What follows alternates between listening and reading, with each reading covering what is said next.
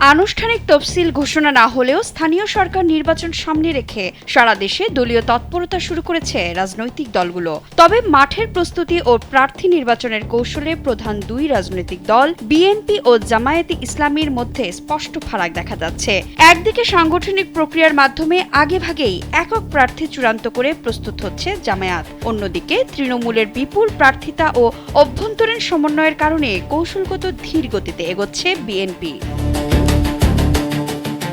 মাঠ পর্যায়ের বিএনপি ও জামায়াতে ইসলামীর একাধিক নেতাকর্মীর সঙ্গে আলাপে জানা গেছে, প্রার্থী বাছাই, সাংগঠনিক সমন্বয় এবং স্থানীয় পর্যায়ে যোগাযোগ বৃদ্ধির ক্ষেত্রে জামায়াত তুলনামূলকভাবে বেশি সক্রিয় রয়েছে।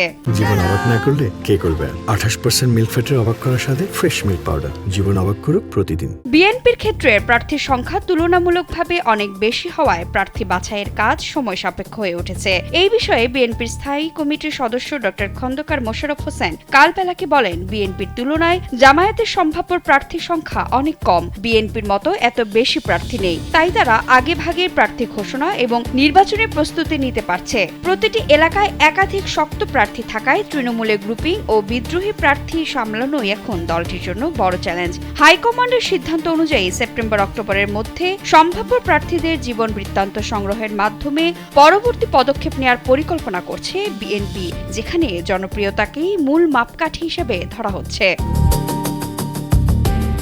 বিএনপির ধীরে চলনীতির বিপরীতে স্থানীয় সরকার নির্বাচন সামনে রেখে অনেকটাই এগিয়ে রয়েছে জামায়াত। সিটি কর্পোরেশন, পৌরসভা, উপজেলা ও ইউনিয়ন পরিষদ সবকটি স্তরে সিংহভাগ স্থানে একক প্রার্থী চূড়ান্ত করেছে দলটি। দলীয় সূত্র বলছে, 12টি সিটি কর্পোরেশন, 330টি পৌরসভা, 4581টি উপজেলা ও ইউনিয়ন পরিষদের চেয়ারম্যান পদে 80% বেশি প্রার্থী ইতোমধ্যে অনুমোদন দিয়েছে।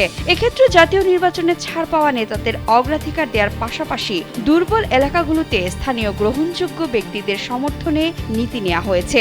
নির্বাচনে দলীয় প্রতীক না থাকায় নিজস্ব ব্যানারে প্রার্থীরা মাঠ পর্যায়ে যোগাযোগ বাড়াচ্ছেন, যেন দলীয় ভোট বিভক্ত না হয়। দলটির সেক্রেটারি জেনারেল মিয়া গোলাম পরোয়ার জানান, প্রার্থী বাছাইয়ের কাজ চললেও জাতীয় নির্বাচনের মতো স্থানীয় সরকার নির্বাচনে শরিকদের সাথে কোনো জোট করা হবে না, তারা দলীয়ভাবেই আলাদা অংশ নেবে।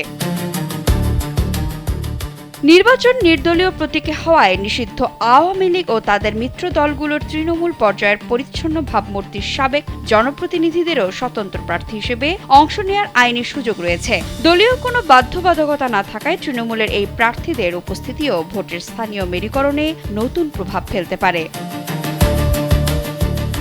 এদিকে বিশ্লেষকরা মনে করছেন, আগাম প্রস্তুতি দলকে একটি সূচনা সুবিধা দিলেও স্থানীয় সরকার নির্বাচনে চূড়ান্ত ফল নির্ভর করবে প্রার্থীর ব্যক্তিগত গ্রহণযোগ্যতা, স্থানীয় ইস্যু, প্রশাসন ও আইন শৃঙ্খলা রক্ষাকারী বাহিনীর নিরপেক্ষতা এবং ভোটারদের মুক্ত উপস্থিতির ওপর।